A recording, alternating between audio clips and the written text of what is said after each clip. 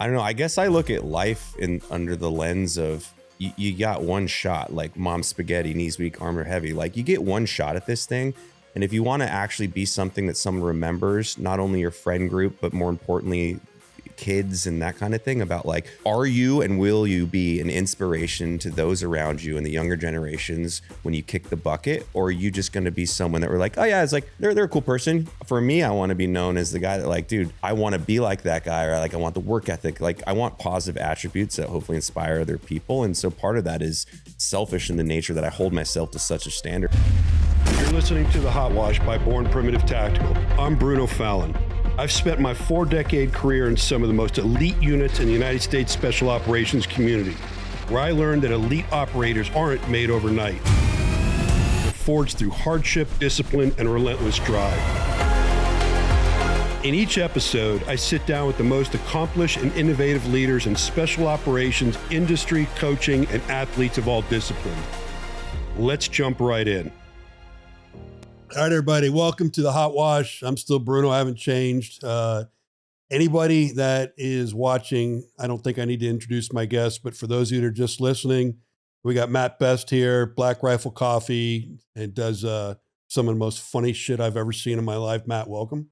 Appreciate it, man. Thanks for having me on. Yeah, good. First time I've been out to the HQ out here, so it's cool. Hopefully when you come back next year, if Bear hasn't given you the sag about how long we've been going into the new building, we'll have a little bit of an upgrade for you. But about 600 feet down the road here, we have a 3-story, 500-foot-long building that's been built for like 3 years, but they haven't broke ground yet. But okay. But I can tell you that November 13th we'll be in it because that's when the contractor starts writing a check every day. If we're not good. in So you it. got the contract. Yeah, so, yeah. All right, So- that's good. It's called a forcing function. That's right. But yeah, it's kind of funny in the design. Bear brings me in to help design the gym. And I mean, we're an apparel company and we need every bit of space we have. And he has a 9,000 square foot gym in there. Oh, wow. And I'm like, dude, 9,000 square feet. He goes, is it too big? So I took him over to Virginia High Performance, which is 6,000 square feet. That's and I'm massive. like, and it's massive. Yeah. And I'm like, dude, I think we can go a little smaller. So I built a home gym in my garage, and I totally over-engineered it the first time I did it. And so every year it kind of just got smaller and smaller. And because you only need like a couple things. I'm like, I don't do like CrossFit, but functional training. So I've got like my squat rack, my dumbbells, my kettlebells, my sleds, and then the onesies and twosies of the fitness equipment, at least for cardio. Yeah, it's funny because I belong to 3 gyms here local, and when I go on a trip, I use somebody's home gym, and it's in a double garage, and it's got more than everything I need. I realize exactly what you're saying. Yeah. If you have the essentials, you get it done, right? Absolutely. So let me ask you a question. I'm gonna separate us by age a little bit. Okay. You and me did one thing together. We both went in the Army at age 17, but I went to 175 and you went to 275. But to give you the time difference, I'm absolutely a pre-Gore-Tex Ranger. Okay. So I went in 81 and was at 175 and 82. What year did you go in? 2004. 2004. Yeah. I'm trying to think. There's a good chance, especially in Afghanistan, if you're in the back of an MH-47, I probably flew your ass around a little bit, but Probably. yeah. It's always smaller than you think, when you reflect. A cool story about that, Clay Huttonmaker, who sits on my board of directors at Black Rifle. He's an incredible guy, ran the 160th.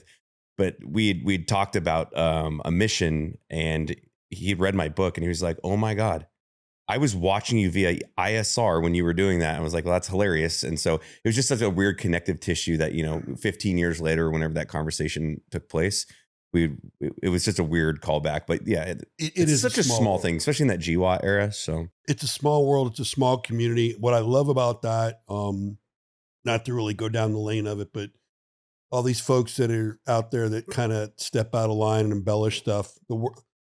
The crew knows pretty quick when they're talking shit. So admittedly, fuck it, I don't care. I'll talk about it. That's a weird one when you would expect no one to embellish things at this point, because you can pretty much find your DD-214 anywhere and everywhere, to include any teammate, because social media and all of that. So it's absolutely bizarre when people are embellished to the level that certain these have done recently, where I'm like, are you fucking kidding me? Like, you did. It's crazy. Yeah. And the thing with me, and I assume I can cuss in your podcast. Please fucking do. Okay. It's anyone knows me. No, man. And the thing that gets me about it too, not to really beat this one, is that like to me, I don't care if you flipped eggs in the Air Force. You serve to me. You're part of a very elite, small few that have served the nation. So when you get guys that are soft operators that are embellishing what they did, the fact that they were just there and served is enough for me.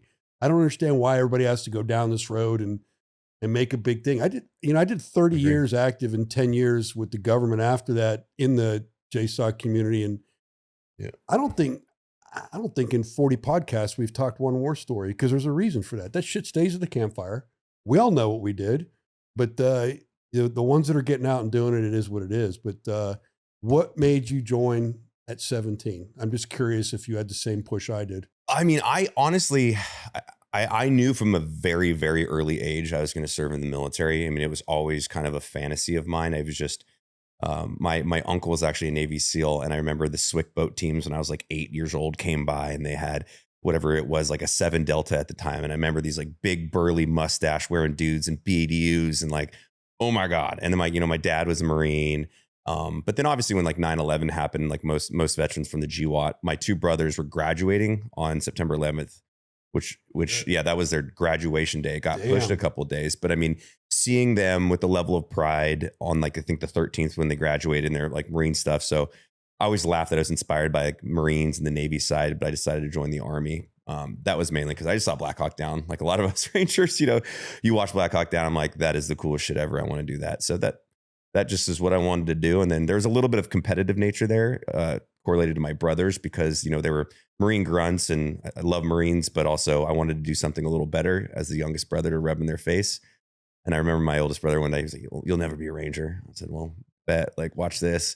I'm surprised I made it because I was a little shit skinny fuck, but grace of God and a little bit of stubbornness or something. But well, we all know, and I've said this many times on this podcast, that I could go grab 2 operators locally from the community and 8 guys from the gym and line 10 people up and say, pick the 2 operators, and nobody will pick the 2 operators. It's mindset and ethos. Yeah. I always think that for like, if you have any younger audience, like, let me be very clear. I am a washed up guy that has like, microcosmic amount of service compared to like a lot of the friends that I get to hang out with. But with it said, I think foundationally, when I was 17 and then getting to Ranger Battalion when you're 18, I'm so blessed that I got in that early and made it to that unit, because like the what they instilled at that young age has literally unequivocally defined how I have treated and acted prospectively as far as like work ethic my entire life to this day. Right. And so I'm very fortunate that I didn't, go to college and party and all these things. It was like, no, I mean, if you want to party, that's great, but your ass is up at 5 a.m, rucking 12 miles. And so very thankful that I had like the small stint that I did in 2nd Ranger Battalion at the time, because it set me up for the whole rest of my life. Same experience. I went in the military. I was going to go play college football, and I went in the military because I got a little bit of trouble, and I had a little judge help me back then. But it was interesting to me that my father's 2 brothers were both Vietnam era Marines, 1 Force Recon, and this was 1981, and I'm like, where should I go? And they both looked at me and said, don't go to the Marines right now. Peacetime service, not the place to be. But we went to all 4 recruiters, and hands down, I did not know what I wanted to do. I just wanted to do something special, but there was no question when I saw that Ranger video, sign me up right there. I mean, I was like, let's go right now. Yeah. And sign that up. And I had the exact same experience. When I got there, I felt lucky to be there. First of all, when you're going through RIP and it's so competitive and all that, but when you get to the unit and all the platoon sergeants and first sergeants were, Mac V SOG, Green Berets and all this stuff. Yeah. But they made me a man. Nothing in life made me more disciplined, more, detail matters. And that stuff does carry over. The fact of how they instill a work ethic into you that comes out of the Ranger Regiment. And it panned out pretty interesting, because all those guys from the early 80s, literally 20, 25 years later, when I took a look around and slowed up, all the special mission units, the Ranger Regiment, the 160 was all being run by guys that had come from the battalions. Yeah. Yeah. No, same kind of thing when I got to battalion. It's like, 2005 is when I got there. So at that time, you have 4 years of combat to include the invasion of Iraq for a year and a half at the time or whatever that maths. But then Afghanistan since '01. And so like you show up there as a young kid and you're like, fucking, these are like giants. These are kings. And, I always joke about battalion too, where it's like they instill like a level of accountability, because if you don't pull security, you're not necessarily like, okay, I might not get shot. That's obviously a factor. But when you get back and if you get caught, like you get at least in probably our time, the shit smoked out of you. So you're like, I got to do everything right, because there's consequences and accountability for everything that you made. And I think, when you look at life down the road and the older you get, there's a little bit of, it's easier to not have full accountability because you're in charge of yourself as a man. But if you still go back to the battalion days and that's instilled at such a young age, you're like, okay, I just got to do the fucking right thing pretty much all the time, because that's the standard. It is. And you used the word, the standard. I mean, whether it's the Ranger standard or the personal standard that you make, as I got further in life, I would always reflect back to what made me get to where I was. And when I left the Rangers and went to the Special Forces community, the one thing I noticed, we used to call them the SF babies, the guys that did not come from the 82nd of the Rangers that went straight to the Q course. They didn't have that discipline. They didn't have that standard embellished in them. And they were clearly not the same level of leader as the guys that came that were brought up the right way. Interesting. And it was something that we all noticed. And it was one of those things too, that, you'll be a team sergeant as an E7, but you would have an E8 SF medic on your team that was senior to you in rank, but you were running the show. Yeah. So, but no, so you do your time in the Rangers and you got out and you did some contract work and stuff like that. What got you? I mean, we got to talk about your satire videos. What got you to say, I'm going to do this shit? Because it exploded. Like in our community, we were like, have you fucking seen this? I mean, it was blowing up. And that was back in the days when, to me anyhow, I never had social media. I never had any of that, but I'm like, show me that. Yeah. I mean, if anybody knows me from a kid, I've always just kind of been the jokester. Like I take the things I have to do in life super serious, but then on my off time, I try to make every experience as fun as I can. My dad said, there's no dress rehearsal in this thing. And so I've always kind of carried that with me, where my dad was a jokester and had fun, but obviously when it came to like his business and his profession, he was a super serious guy. And I kind of had that like artist bone in me. I was in an emo band and all that stuff that I've said before on publicly. But what it really came down to is like, I started making stuff even when I was in Ranger Battalion. It was like when the first IMAX came out, I would just sit there and I'd go like with one of my buddies, Justin, and we'd sit down in our basement because we lived together in Tacoma. And I'd like shake my keys to make a song and then sing a song about how gay my brother is, right? Like, you like penis so much. And I'd send it to it was just for like selfish comedic, right? Like just for one person, make my brother laugh, talk some shit. And I think that just kind of materialized over the years where I got a little more comfortable with it. And then, to honestly, a lot of the credit was we would sit around in these groups around the fire pits when we were overseas when I was a contractor, and the day's work was done, and we'd all just be like talking shit and making fun of making fun of ourselves.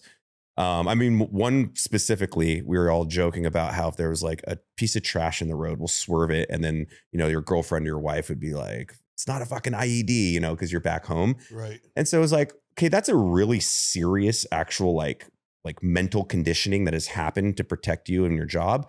But you could make light of that if we go make a joke about it. And so I started like taking just notes of us sitting by the fire and bullshit. And so a lot of this stuff, honestly, unknowingly was written by just the banter between teammates. And then, I would try to position that in a fun light, whether that was, the rap battles or something like that. And so I don't know. I didn't ever set out to do it, but it's kind of humbling and cool to look back that I exploded. Probably one of the first guys, like the Snoop Dogg of like the comedy in that space. Cause at least at the time it was always like, I'm such a badass. And I never looked at myself in any capacity like that. I just enjoyed what I did for my job, but also wanted to make some dick jokes. Yeah. And I'll tell you, man, like just so you know, all of us out there loved it. Like it would come out and it'd be like, have you seen this one? And it would just go around like wildfire. Awesome. And it was kind of like, who the fuck is this dude? Like, who is he? Who's this cocky little ranger? Yeah, right. But no, dude, I remember. I don't think I've ever said this story before. I was sitting and I was in northern Iraq. I lived there for quite a while. And I remember I was trying to write a Navy SEAL boy band song because I was like, I'm going to poke the seals because they're going to get so pissed at this. And when I had structured it, it was kind of rude. And I was like, well, it looks like I'm just making fun of the teams, which I don't want to do. And I was watching Epic Rap Battles of History and I was like, oh my God, what if I just have like a ranger rap against a seal and we could just go cutthroat against each other? And I don't know, I randomly I came home and I filmed that myself on a tripod in my house in Colorado. That one exploded. That was the one I was That was the first one that was like, oh my God, I could be doing this. Yeah. Yeah. And that was the one and Bear hasn't seen it, so shame on him. But that was the one that I think that's probably the first one I ever saw. And then I'm like, who is this guy? Where's he getting his stuff from? Because you could tell, I mean, at least we could tell this is someone from within our community. This is not an outsider making fun because he knows what to say. Yeah. So, yeah, it's been a heck of a journey. And I think that's probably one of my proudest things with the content, not to be like a martyr, but is, you'd start to see the receptive nature of it, of guys that were currently serving and guys that were like Desert Storm, even Vietnam or Panama. Like there was this community that started getting built around it. And it was really cool. And I think, we still see that today with Black Rifle, right? That's what we try to encompass, like the media component that we built years ago into like a corporate infrastructure that hopefully far outlives me. And then one day someone younger and better takes the torch and they become part of like the leadership group, which we're trying to do that with some of the folks coming in through Apex and SkillBridge programs of like, how do we set this thing up for when the new generation comes, they can carry the torch and be like the stewards of the community. They brought some good people in. Mark and Dean are, I think going to do some great stuff for the business, but yeah, no, even your most recent, even when you guys were launching the energy drink, that whole scene you did in the 130, you guys are staying right out in front, and it's kind of a thing that we're doing here. And I honestly use Black Rifle and Red Bull as examples all the time because on the tactical side, I'm kind of out front on spearheading new landscape for marketing. And I honestly look at those two businesses, Black Rifle and Red Bull, and think they built empires around marketing. Empires like that are, whether you like the coffee or the energy drink or not, the marketing fucking sells. So you're going to buy the coffee and you're going to buy the energy drink, right? So that was like the pairing of that. Because a lot of people, when they ask about like the genesis story of Black Rifle, they're like, what made you guys do coffee? Like, how did you have the big idea? And it's like, no. If you went back and talked to Evan, Jared, and I, the inception of this, Jared and I were running an apparel company and just having fun. And we were using the apparel company, I swear on my life, and Jared will mirror this. We started it just to fund the commercials. I was working full-time overseas, had a great salary. So when I'd come home, it was like, well, how do I buy a $1,500 camera and not come out of pocket? Well, I could sell some apparel. And then that's how that first business happened. And it got pretty big to the point where like, oh, well, business might be a thing for me that I can actually go do. And I kind of got a lot of interest in the business side of the business. But then, when Evan roasted coffee for my apparel company and Jared's, that was the first thing was everyone was like, I bought it because the marketing and bag were so cool. Like the fucking coffee's really good. And I knew nothing about coffee. That's 100% on Evan. And so that's how we started the company, was just Evan loved coffee. He's a fucking coffee nerd. Right. And then had the same kind of humor as us. And then we were like production nerds of like, how do we, it's pretty cool. And it's kind of incredible to think through all the ups and downs, the highs and lows over the years, we still sit shoulder to shoulder and believe in the authenticity of the brand and really are trying to drive it forward. So, and you guys have recently moved your headquarters from Salt Lake to Nashville, right? Or in the process, or we're like a tri-state right now. So we have like a faction in, Texas and then Nashville and Utah, but Utah will always kind of be the HQ. That's where we founded the business 11 years ago. But there is an HQ in Nashville because Tennessee's awesome. And we have a giant roasting facility out there. Okay. Got it. So let's talk about something we're brewing together between Born Primitive and Black Rifle. See what you did there. Yeah. Brewing. Got it. Right. So we have, by the time this podcast comes out, we'll be on short final for our Veterans Day campaign. I know you and Bear have been actively working a lot of this, a lot of behind the scenes stuff. I'm really excited just because I got to help put together the VIP boxes and talk to Josh and get all the Montana Knife products. Which also, thank you guys for not being fucking lame. Like I was talking to Bear and you, it's like, well, what do you want to put? And they're like, well, we need like a I won't want to give it away, but like we need like a hatchet or a knife. Like let's do something cool. And then that's why I love this space. And then, we go over to Montana Knife Company and they jump at the opportunity and pull a production line off. And it's like, it's really cool to see the ecosystem to come together for this. It is. Josh was awesome about it. Josh is great. And what was cool about it is I specifically asked for a specific hatchet and knife. And they were like, yep, got it. Whatever you need. I mean, no questions asked by Josh. And something I realized that's really cool about is the people that are getting these VIP boxes, that specific hatchet won't even be available till sometime late next year again when they do another run. Do another run. So they're getting something extremely unique in these boxes. Shout out to Montana Knife Company for Hell that. yeah. But so do you want to talk a little bit about the campaign? Yeah. I mean, if anybody follows obviously Born Primitive and what Bear and y'all did last year, I mean, I think I don't want to misturn. I think it was $11 million of veteran medical debt. So yeah, when I believe Bear had talked to Evan, my business partner, and then I ran into Bear at the outdoor convention in Utah and we sat and chatted and he's like, man, what could you guys like join forces with us? And literally immediate reaction was like, abso-fucking-lutely, right? That's the whole, a lot of people don't know Black Rifle is a public benefits corporation. So it's like, it's our fiduciary responsibility to take care of the community and put mission first.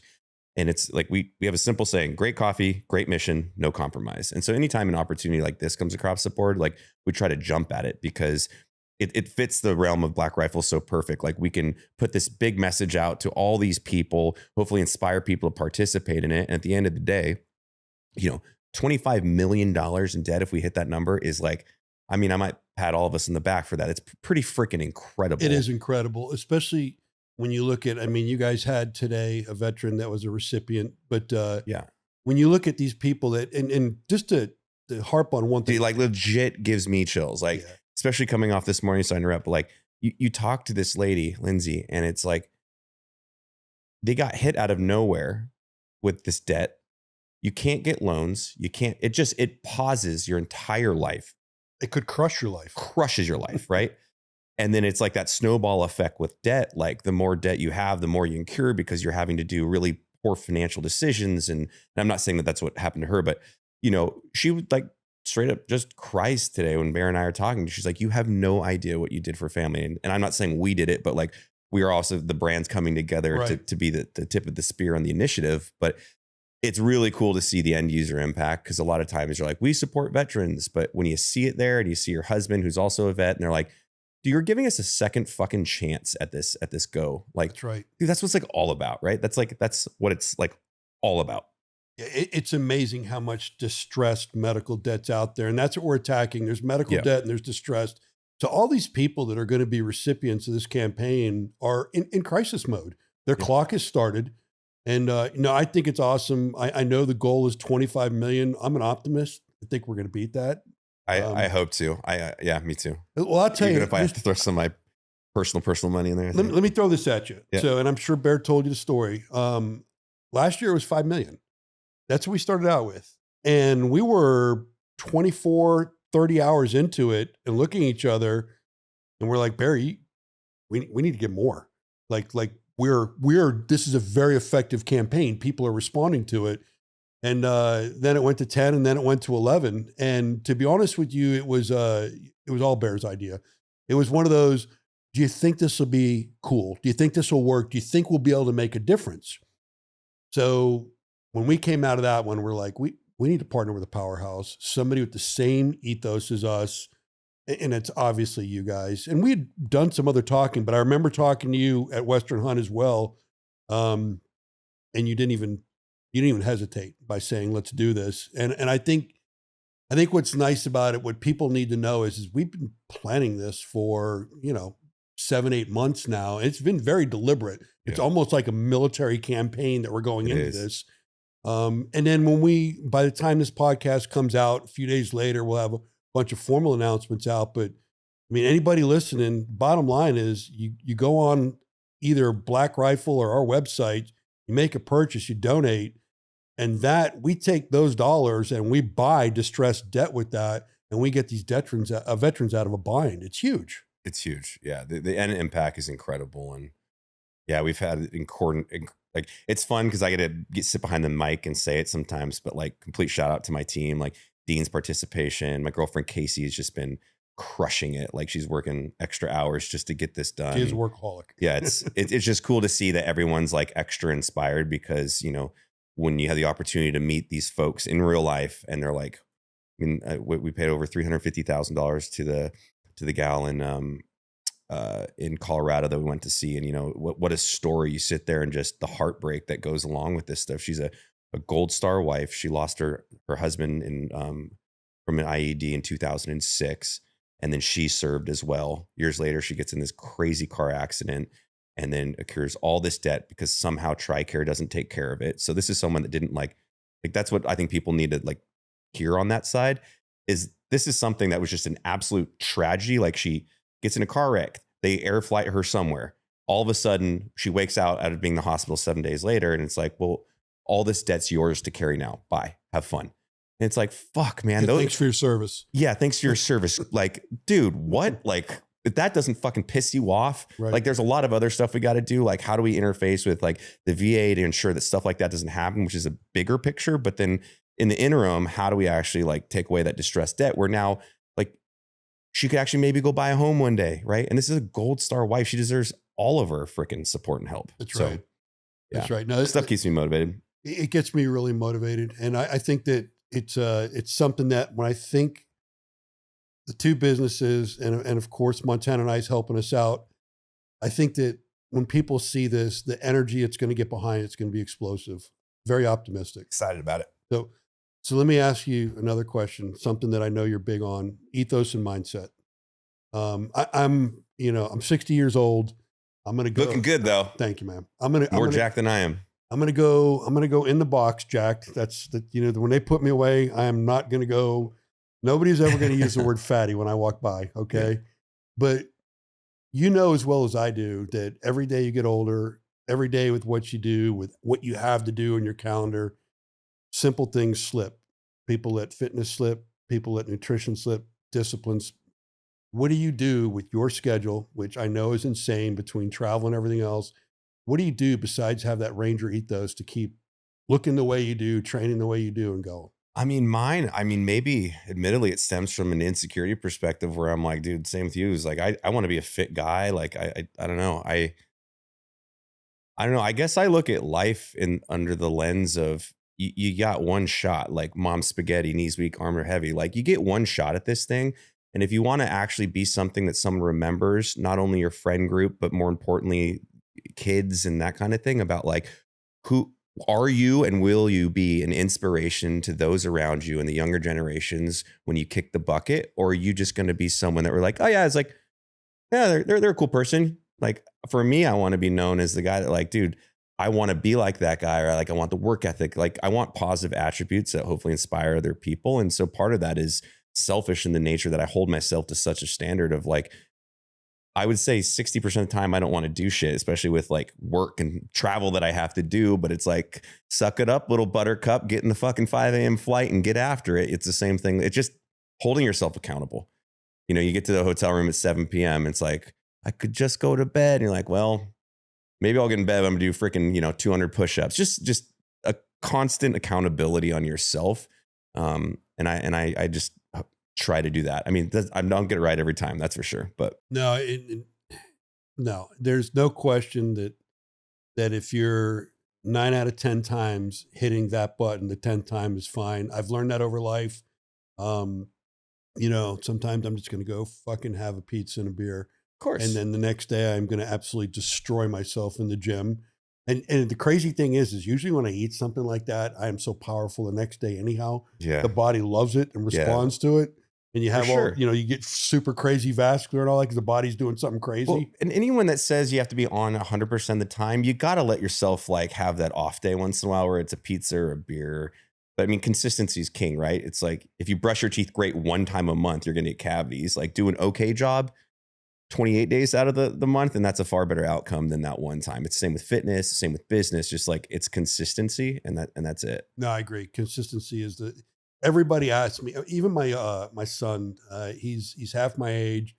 And if you hold our pictures side by side at the same age, he's the same size as me, but he's like, when am I going to, I'm like, this is 50 years of being in a gym. Yeah. There's a lot a lot of time spent on this combat chassis. You'll get there. Just be consistent. Keep at the program. People want the fad. They want the flash. Get it quick. It's to do it right. It's not that easy, but it's a lifestyle.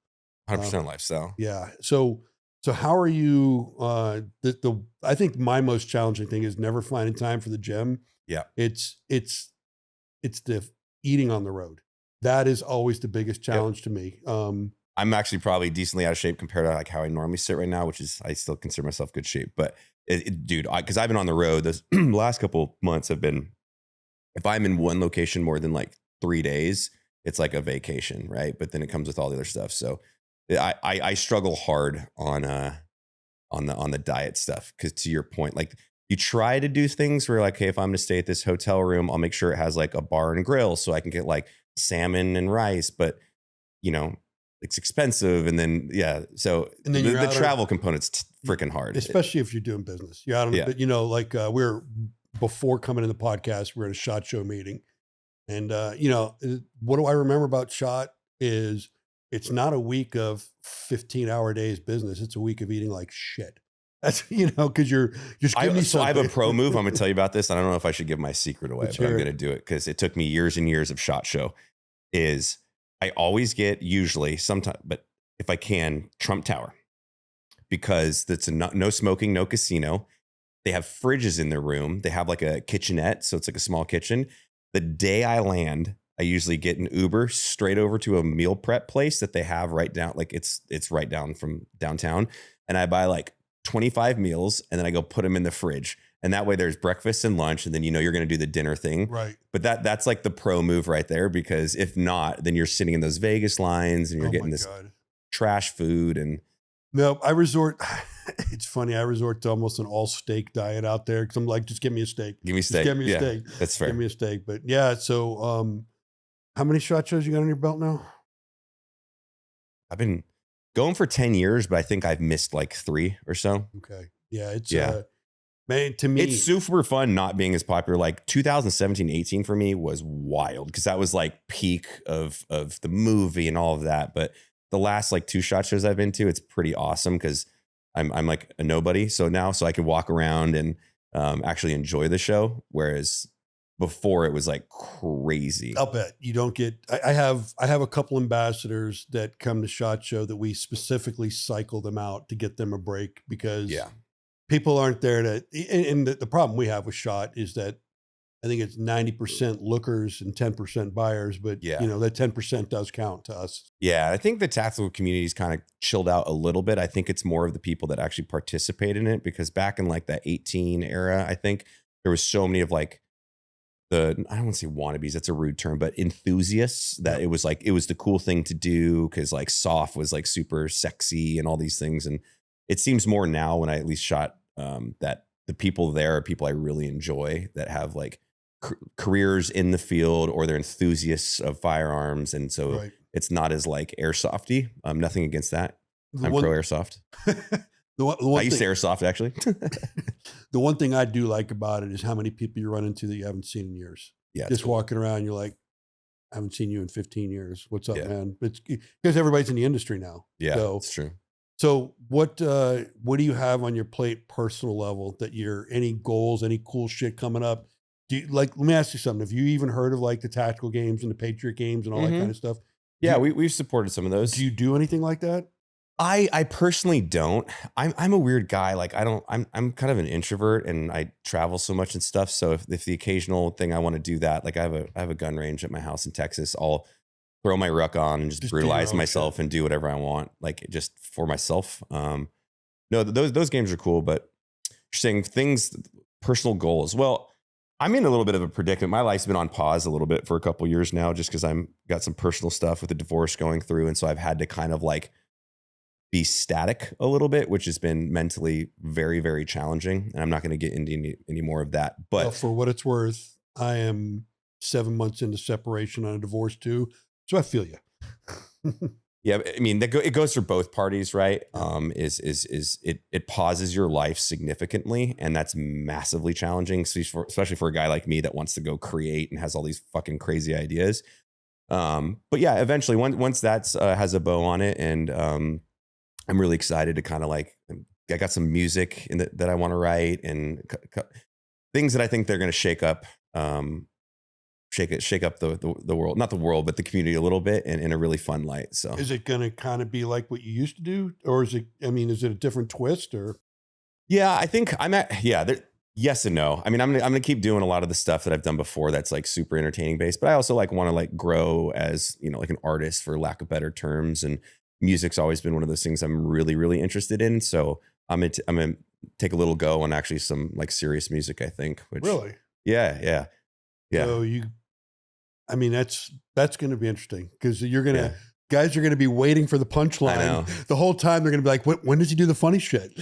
I mean, admittedly, like, I think over the years, it's kind of what I've done, though. I would say 80-20. I mean, if you look back at the Memorial Day video we did with Danny Warschnop, like, a super serious Right. piece, and my I Choose Life series, like, I've always kind of tried to ground the comedy with, substantive things that really come from, my black-haired emo bass player teenage self. Got it. So do you ever get a chance just to like go out, do any hunting, do skydiving, any kind of shit like that? Or is it always work right now? It feels like always work recently. I mean, I was supposed to go elk hunting. That fell through this year. So that was crappy. Again, a lot of personal stuff that Right. anytime I have off, I'm having to go fix and go do that stuff. I get it. Growing this brand, I have Aaron Snyder just on the phone a little while ago. He's like, we can take you on this hunt, that hunt. And I'm like looking at my calendar, I'm like, Yeah, you're busy, like, I wish. busy. Yeah. So, and that, I mean, if you're going to go, that's the guy you want to go with. I mean, Yeah. he is a freaking machine. He is turning around and going back out the door tomorrow. And it's turning cold, but he is guided and been on 5 hunts in a row now. And Really? I'm talking, him backpacking in like, Yeah. but he's nonstop. He called me, he's all worried. He's like, hey man, like, am I good to go back in? I'm like, brother, that's what we pay you for. Get in the woods. Get back in there. But no, He's a good dude. That's someone you need to go out and get your elk with when you're ready. Yeah. And then we'll set that one up. That's the man. I mean, he'll get you on an animal. He posted one. He took this guy out, and I'll be polite on this, but he walked this guy in for days for a specific animal. And this shot was about 175 yards. And I swear to God, you couldn't have missed any further than this guy missed. Really? It was horrific, because it was all on camera. So, and then he had a follow-up opportunity, which is rare, and it was not any better. And you're sitting there as the voyeur going, man, I probably could have made that with iron sights and a lever action. Right. But Aaron walked this guy in for 3 or 4 days for this shot. And then but that's the life of guiding, right? Dude, So guides are so impressive. It makes you feel like you know absolutely fucking nothing about hunting when you go hang out with a great guide. But yeah, they have some challenges. Like if the hunter's not receptive to their guidance or Mr. Know-It-All, yeah, it's kind of unfortunate when you get someone on such a epic animal like 3 or 4 days into a movement, and then all of a sudden they're tossing a 180-yard shot. yeah, no, I couldn't guide. I wouldn't have the patience for it. I'd be like, I wouldn't either. I mean, I'm not wrapped that tight anymore as I get older, but I absolutely, if I walked you for 4 days into an animal and got you that close to an animal and you missed by that much, I'd probably kick you off the side of the damn hill. Right. I mean, it's just like, what are we here for? Yep. What did you think was going to happen? Did you do any prep? Did you Right. zero your gun? Did you Did you just put the optic on that Yeah. rifle and not? So anyhow, but so one of the things I know that we got to get you out for, and I like doing this to Bear. So when Bear hears this podcast, it'll be good. I did it with Derek Wolf. We got to get you out when we can do it at Western Hunt. We're all training together, and we'll do like a fitness day. Oh yeah, let's do it. It is awesome, because I like to break out the old man challenge. I love it. So Here for it. So if you're at Western Hunt this year, I think we're not sure if we're putting on something with First Form or Elk Shape or something like that, but we have a really cool gym out there that we get to do some good stuff. Sweet. So we'll have to line that up. But what else out there? What else you got in the works? Oh, just lots of Black Rifle stuff, but exciting stuff. I mean, we just launched our energy drink, which I'm stoked about. Just like super clean ingredients, created crisp and easy to drink. I mean, I'm not a big, I drink coffee, but I'm not like, it's not my go-to. Evan's the coffee guru, right? And so it's kind of been fun to do the energy drink because I kind of live off those things now. No, they are good. We you guys have taken good care of us here, and I know that for me, if I'm in the office all day and I hit that 2 or 3 o'clock in the afternoon, I'm going to one. I just need something to keep. It's amazing. If I'm outside or if I'm in a gym, if I'm doing something where I'm up and moving, I don't need them. But man, when you're in the office and just using this all day, it's like, give me that.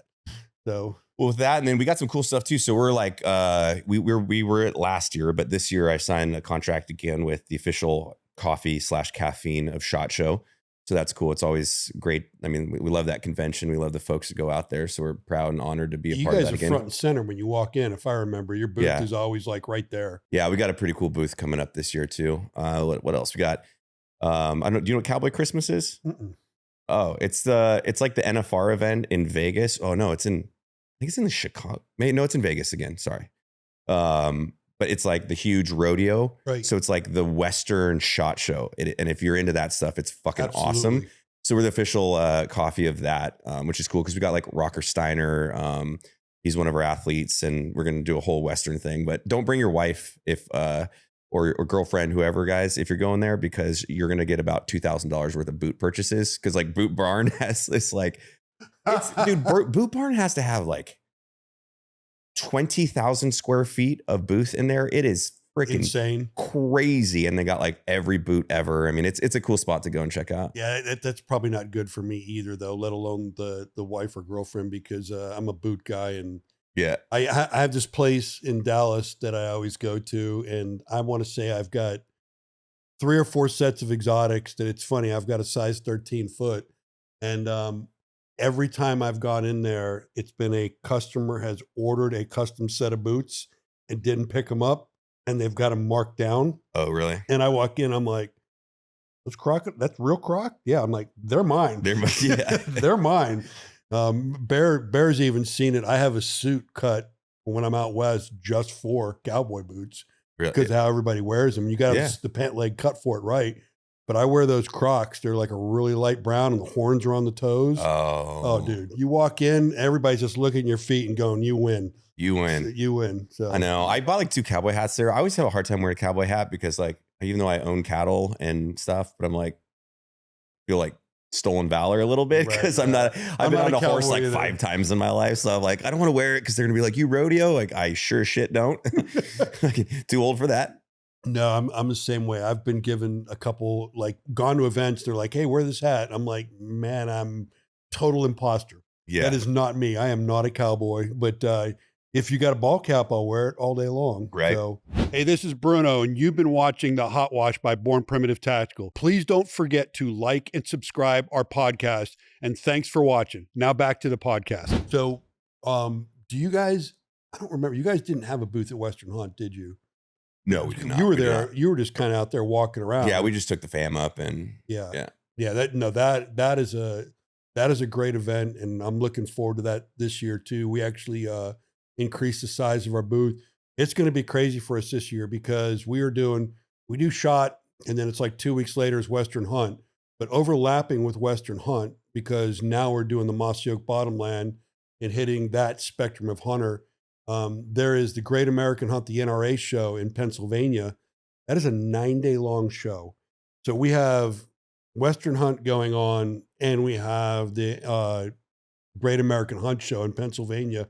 So me and Aaron Snyder are going to go from this one to this one and kind of move into the East Coast hunting and all that kind of stuff there. But that Mossy Oak Bottomland, Is it funny how the hunting space is so like geographical? Like the hunter that lives up in Utah that goes after elk and muley comparative to like that, southern whitetail. It's like, it's a whole different culture and universe. It's a whole different animal. Yeah. Matter of fact, we're addressing some apparel for it.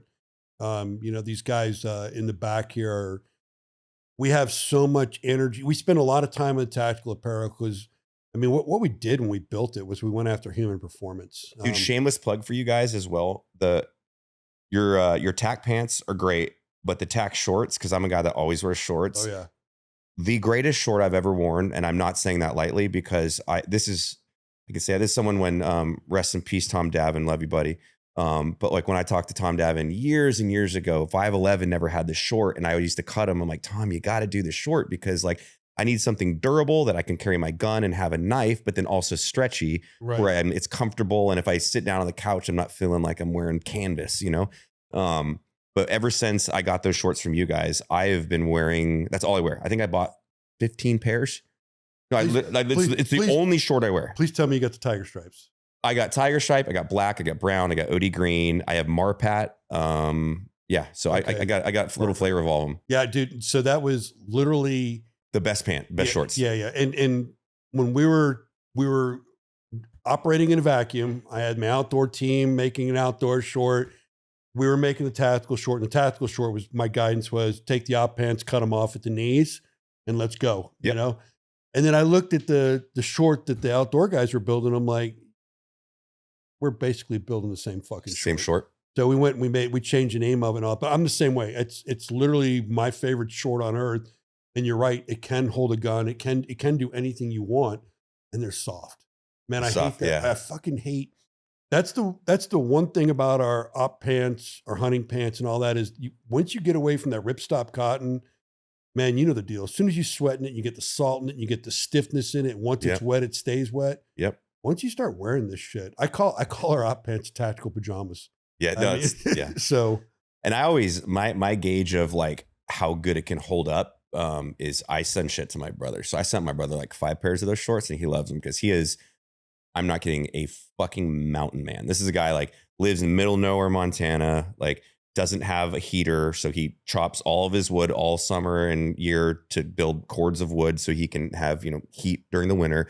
Procures all of his own food. He's got, 30 chickens, 30 geese, goats. Yeah, completely just, he's a homesteader in like the most, I don't do this for Instagram because he doesn't even have Instagram. He's just, so anyways, long story longer, I gave him those shorts and he's been out in the mountains with them because he'll go out like 15 miles a day and that's an easy hike for him. And yeah, he's like, they kick ass. So we're going to hopefully a good plug for you guys there because I literally wear them every day and I love them. And then everyone's like, what are those? And I don't want to tell too many people because I'm like, stop stealing my fucking style. They're mine. This is my look, motherfucker. Yeah. Well, we're going to add to the fire here. We're releasing these at SHOT Show and you're going to, this is it's called the Patriot One. We got them in tan and black, but here's the crazy thing. So when Bear, I don't know if you ever heard the story, Bear recruited me. I was overrunning the urban training program at Dam Neck and I get a call to come meet these guys. And I'm like, how have I lived in Virginia Beach this long and don't know these guys? So we're sitting in the conference room and I think it's a meet and greet. Well, it's a pitch. Hey, will you start the tactical side up of Born Primitive? And I laughed at him. I'm like, dude, I'm not selling fucking apparel. Like, now I'm going to go do what I do. I've been doing this for 40 years. This is what I do. Well, then me and him met again after that. And he's like, dude, seriously, he goes, what's the one thing that's really not right in the community? We're building better guns. We're building better this. He goes, I'm like, yeah, man, the uniforms suck. We have not progressed. He goes, well, do something about it. And I'm like, yeah, that's the way to appeal to me. Yeah. So we came in here and we totally went after the human performance aspect of it. And it's translated. We moved it into the hunting side too, but the footwear, I'm asking all the guys, the tiers and the range. I'm like, what's your biggest issue right now? And everybody's like, dude, can you make a Solomon that doesn't hurt our feet? And I'm like, you're fucking right. All the boots have the European toe box. Yeah. We put the wide toe box like in our training shoe in these. And then we just went from there on engineering. But you'll laugh over this. We have the fast rope pad on them, right? And really? Oh yeah, the whole pad, and then we've got the bite for the rope and all that. You do. We've even got the Vietnam era drain holes for the water. But I'm like, Bear, we can slide down a rope all day long, but I need to go do a long rope with these, and I want to do it out of a helicopter for marketing. So we went and leased a 60 from some guys that I know, and we flew out just south of Nashville. And there's 5 of us and we're doing ropes all day long and we're not even getting a scuff mark in them. I'm like, all right, it's good. And I grabbed Kurt. Kurt's a team guy that works here. And I'm like, Kurt, let's go do a long rope. And he's like, all right. So I asked Bear and all the guys, I'm like, hey, we're going to go do a 90-foot rope. Oh, 90. I was like, we're doing like 60. Okay. Yeah. 90, and then they're like, that's a long rope. Right here, man. Yeah. Fuck you. We're not doing that. So me and Kurt got up on the Hawk, and the pilot's like, "You sure?" I'm like, "Yeah, man, just let's go." So we chuck it out. We do a 90-foot rope. Boots held up fucking great. My freaking hands were on fire. I was gonna say, did your gloves hold Dude, up? no, they did not. And we had some decent rope gloves, but oh my God, I got to the bottom and I just fucking threw the gloves off. Yeah, you're not a small guy. No. And then I looked at my feet and I'm like, man, there's not even, we videoed. I'm like, there's not even a scuff mark on these. I'm like, going to manufacturing. Great. So we were joking about that earlier. Actually, it was like about back in the day when people were like, "Oh, I'm just going to fast rope my mechanics gloves." I'm like, yeah, just because the pilot said we're going to do a 6-foot fast rope doesn't mean that's what we're doing. So like, right. you want to take that gamble on your hands, you go ahead and do it, my guy. But I won't be doing that. Dude, I cannot tell you how many times overseas I would have troop sergeant major, troop chief, ranger, platoon sergeant go, "I want to go right there." And I'd be like, "All right, man. But if I can't fit in there, do you want a rope or do you want me to go over there where I know I can go?" And they're like, "Just go ahead and fucking rope." I'm like, "All right." And look at the obstacles. I'm like, "I'll guarantee you a 40-foot rope, but I'll get as low as I can." They're like, 40 foot, we'll just land over there. Yeah, we're good. I'm like, yeah, I don't fucking blame you. I'm like, I'm looking at fucking imagery, dude. It's what I got for you. And then you get there and you can land. So everybody's all happy, you know. Yeah, it's for one sure. of those. But no, man, I think that just going back to the Veterans Day campaign, because something popped into my head. I'll make a pinky bet with you that we hit the 25 million and that we do it in style, because I think the power of adding Black Rifle to Born Primitive and the combined ethos and the marketing plan that America will get behind this, especially if they know the cause. I mean, I don't think we set goals and objectives without, the resources to actually action them and accomplish them. So, and we're excited too. I mean, I think like one of the side awesome attributes of this like campaign initiative, however you want to look at it, it's like 2 veteran founded companies coming together. I think like the veteran community's always had its ups and downs and the culture changes and, but I think it's nice to show that we can do shit together.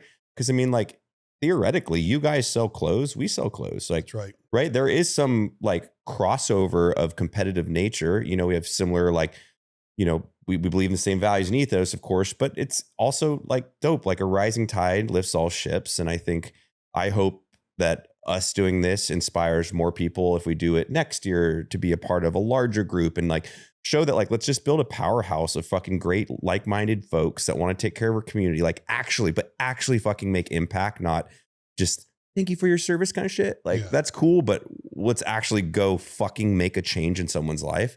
And if we can do that and build, a task force, for lack of better terms, to go accomplish that, I think that's an incredible thing. And I'm kind of really proud about that, because you can already see like, oh shit, Black Rifle and Born Primitive, you guys are working. I want to be involved. And I'm starting to hear that, which is cool. No, we are too. I actually had 3 or 4 businesses approach us late in the game. And, Bear and I talked about it. We're like, let's take a swing at this together, the 2 of us, because the amount of time we have in it. But next year, let's make sure that anybody we let in the circle has the values and ethos and the mindset that we do. But there's no question in my mind we're going to make a huge difference. Look at what's already been done. And if you think about what we can do on this one, Bear pulled the numbers at one point in time. There's an insane amount of debt out there. Yeah. I mean, this is something that, we probably, if we continue to grow this, in 3 to 5 years as a powerhouse, we can eliminate it. And how incredible would that be? I mean, how to make that statement? Yeah, that would. Yeah. No, I would love that. So I think that something you said also. There's enough to go around. You guys sell apparel. We sell apparel. I deal with this all the time in the tactical industry. I work with multiple firearms companies. My view has always been, I'll sit down with any of our competitive brands and talk about anything, because there's enough to go around. You build your mousetrap, you build it to the best of your ability, you have your ethos, people will come to you for all those reasons. Yeah. But I'm not going to go cut the legs out of somebody else just to get their business. It's just not our ethos and what we do. Not really necessary too. I mean, it's not necessary, but unfortunately some people are like that. And we see it. We'll just win. And we see it, and it's exactly what we'll do. We'll just win. We'll do it the right way, and they'll figure it out. So one of the things, talking about a veteran-owned business, one of the things I want to give you, I don't know, I'm sure you've got to run across some Norm Hooten. Norm and I are good friends. You mentioned seeing the movie Black Hawk Down. Mm-hmm. You know, if you don't know the story, and Norm's been on the podcast a couple times, you know, that character in the movie Hoot is actually 2 or 3 characters that they elected to portray of him. But Norm is the most genuine, badass dude there is out there. And I'll tell you right now, he tries to sit and play it off like he's just a Southern guy. He's a fucking borderline genius, and I love the guy. But they're in the business of whiskey and cigars. Okay. And they make some of the best damn whiskey that I've ever had. So from Norm and from Born Primitive, this is the Jack Carr edition. Oh, wow. This is his 16-year bourbon, but I wanted you to take this home and damn, dude, thank you. And have a little toast and something from wow, the Jack Carr edition too. Yeah. Congrats to Jack Carr, by the way. His new books look like it's a success. New book's coming out, and it's kicking, and it's cranking. Yeah, he's a good dude. That's awesome. Thank you. Yeah, man, you'll enjoy that. And then for me, military culture. Uh-oh. You can't come on my podcast and not get a podcast coin. So I'm going to give you this one like a real man. Appreciate it, brother. Yeah, man. Thank you. Any, you know, closing words, statements, anything you'd like to say to our listeners? We got a really solid law enforcement, military, tactical athlete, and people that just like guys like us with a positive outlook. And then we do a lot of human performance on here too. So that's your audience. Great. No, I mean, I just thank you to the community that supported us for so many years. I mean, it's crazy to think that Black Rifle Coffee is 11 years old almost. And it's still cool to be doing it side by side with my business partners and still having a founder-led business. So, you know, it's been a hell of a ride, but thank you to everyone that supported us along the ride. And kind of like a cool little thing I'd like to say is there's a sensibility within the company that we've made a very conscious decision to go back to like some of the ways before as far as how we want the brand represented, a little more irreverent. So I think a lot of people have been like, where are the videos? You missed the old videos. I think that that's a part coming into 26. People are going to be hopefully thrilled to see that we're going to try to go have some more fun, really focus on the community building aspect of the business. So yeah, exciting times ahead, I believe. No, we're excited. And I know some of the people that you guys have brought in recently to put some fuel behind that. And I think you're making some great selections. I think you can see that, right? Like I think you have Dean in the podcast, Mark, there's a lot of internal focus on bringing the right culture of person into the business because, you know, when you scale a business of this size, right? At least in the early days, you hear things from people that are Harvard grads like, well, you're an idiot founder. You don't know what you're talking about. And then you fast forward a couple of years and you're like, well, I'm actually fucking smarter than you, which is terrifying because I want to bring in people that make me look like I'm the dumbest dude in the room, right? That's how you grow. You know, you don't want to show up to Ranger Battalion and be the best freaking shooter, or, you know, like, right. Yeah, absolutely not. And so bringing in a lot more of the folks from our community and, you know, special operations community, it's an exciting time ahead for Black Rifle Coffee. So no, definitely. And I can tell you right now, between Dean and Mark, you've made some great selections right there. And then your guys' background to begin with and your ethos, you didn't get here by mistake. It's not an easy road. I will tell you, as someone that has watched the company from day one, I think that if you do get back to a little bit of your old structure with the videos and stuff like that, I think it'll boom. I think that's what put you guys on the map. I think that with your ethos was probably even stronger than good coffee. Me personally, I think that there's a lot of good coffee out there, but when you pair all that up together, it's like, I'm going to go buy that coffee. Right. So no, I'm excited to see that. Which is actually right after this podcast drops, there'll be a pretty epic video that we shot coming out. I'll allude to a little bit, but it's essentially, George Washington crossing the Delaware. There's some contentious redcoats, and we decide to arm George and friends with modern day weapons. And it might be a very, very rowdy video. So I'm very excited about that one. I love it. I hope there's a damn minigun in it. But anyhow, all right. Yeah. I will say this. It's a running joke with me because of how long I've been in the community. is there's more memes that come out with me crossing the Delaware than I can tell you about. So I'm excited to see it. Well, it pairs so nice. I mean, it's like when you look back at 1773, the Boston Tea Party became un-American to drink tea. Coffee became, the coffee of the free people of Americans, essentially. And so it's such like a cool timeline that I see in my head. And I think we've discussed, because next year's America's 250th anniversary, like that's a huge milestone. And like, we should celebrate every fucking ounce of that red, white, and blue. Oh yeah. And I think we'll have a fun time celebrating it. I love it. And I'll tell you this, I've got a tattoo on my ribs. It is from General George Washington, because he was a general when he said it, not president yet. And it says, "I'd rather be alone than be in bad company." And I live by that. I will surround myself with the right people versus just any people, and I will go to the grave that way. Dig it. So, Dig it. All right. Well, thanks for coming on. I totally appreciate it. Thanks, Look man. forward to what we have in our future. And when you're doing some of these videos and stuff like that, if you need any help from BP, we're here to help. Well, we'll just get you a feature, Hell yeah. Get you in there acting. Let's go. Let's go. Everybody, thanks for tuning in. Matt Best. I'm looking forward to seeing some of the old stuff come back, because I loved it. There's nothing better than getting one of those videos when you just need it. I'll give you a sneak peek. I'll show you the final version of it on my phone right after this. Fuck yeah. All right, everybody. Thanks for tuning in. Thanks, guys. Day. Appreciate it. Thanks for tuning into this episode of the Hot Wash by Born Primitive Tactical. Don't forget to like, subscribe, or follow us at Born Primitive Tactical. I'll see you next time.